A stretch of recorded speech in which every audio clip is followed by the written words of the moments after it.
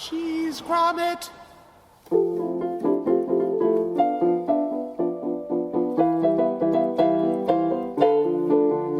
Wensleydale. Oh, no, we forgot the crackers, Grommet. We can't go to the moon without crackers. I mean, there's all that cheese. It might not be Wensleydale, but look at all that cheese. Oh, my gosh. We've got to have the crackers. Oh, we have time. I'll go and get it.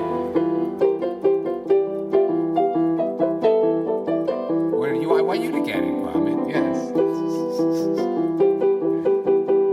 Yes, go and get crackers. Get as many as you can, Grommet. I'll make sure we're all ready to go. But hurry up. We only have about 32 seconds left. So Grommet goes into that house, opens up these cabinets and sees those grosses of boxes of crackers, you know. And he's thinking, well, how long are we going to be up there on the moon? And then he's also thinking, well, how much room is there going to be in the spaceship?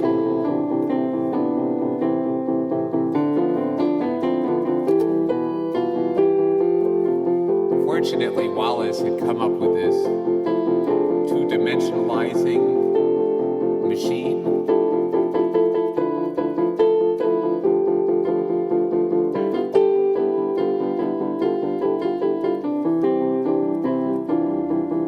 So let's say you have a whole, you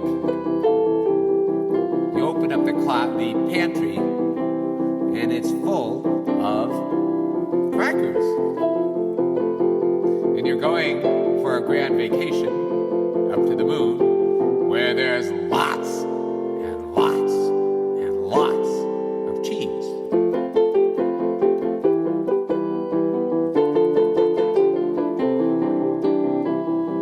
So, Grommet, and you've got this human who sends you on all sorts of errands and doesn't really explain to you everything you need to do.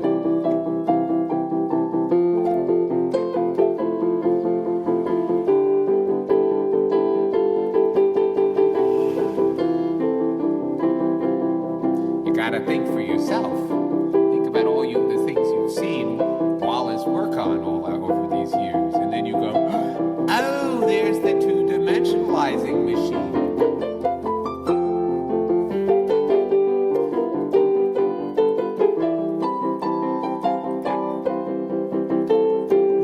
But you also realize you don't know how to work it.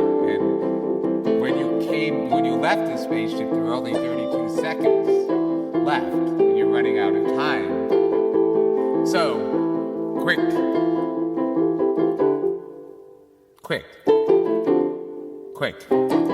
Hurry up, let's do it already. I think 32 seconds. Well, we're not worrying about actual time passage here. A lot can go on inside the mind of a dog when he's on an errand to collect crackers before the grand trip out. A grand day out on the moon. Where they're going to buy I just realized they're going to meet a version of Wall-E.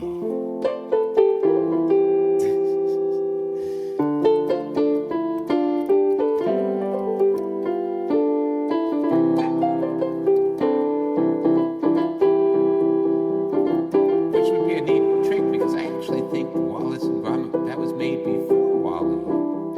I'm not really sure. Maybe Wall-E is a copy of Wallace and Grommet. Of course, it's Wall. It is Wallace's thing. It's Wallace's contribution, you know.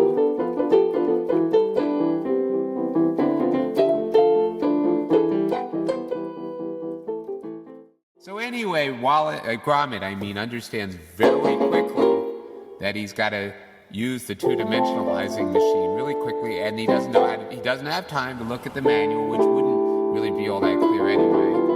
I mean, after all, he's a dog.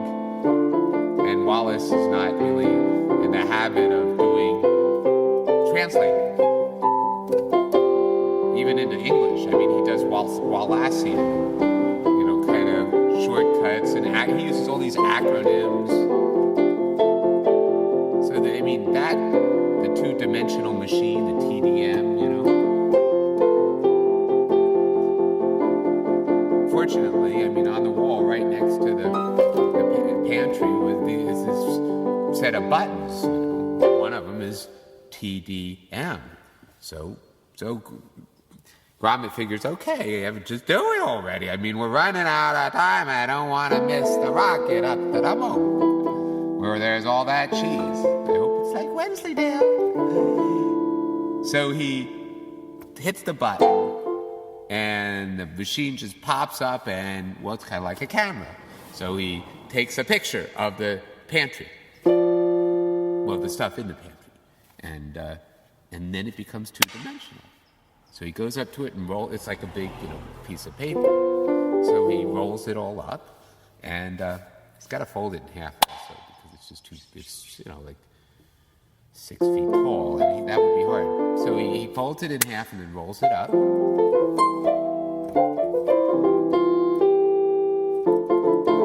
It's very lightweight, despite carrying all those crackers.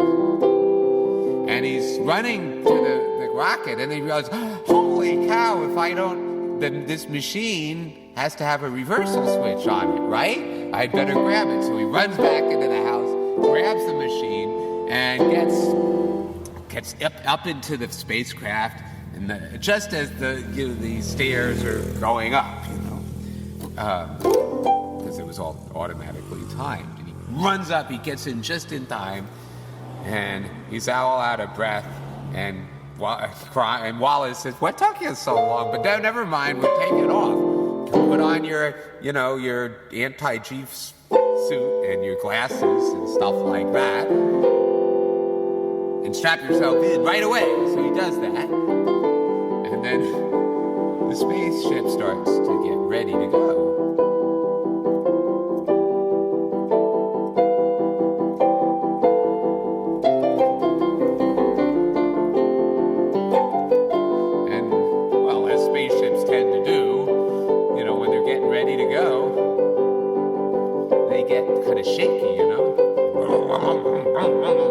Liquid oxygen is hitting against the liquid whatever, or the solid whatever, and it's gonna go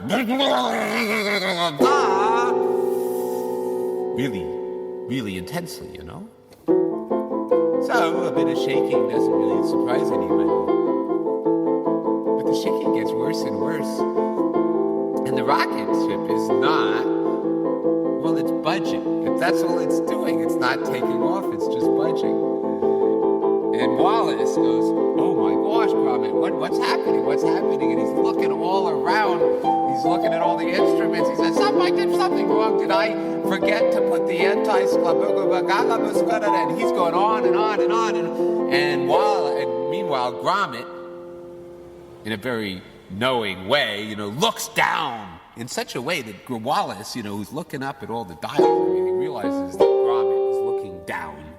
And lo and behold, the parking brake's still on. So, you could imagine what happens when he finally gets the parking brake off. There's all that pent-up energy. Boom! It's a good thing they were both wearing their anti-gravity suits, or their faces would have been kind of made into, smushed out, like those old science fiction things. And that's when they go to the moon, they meet Wally, a version of Wally, who's like some sort of, like a pay. Is it a washing machine or a TV? It's one of those things.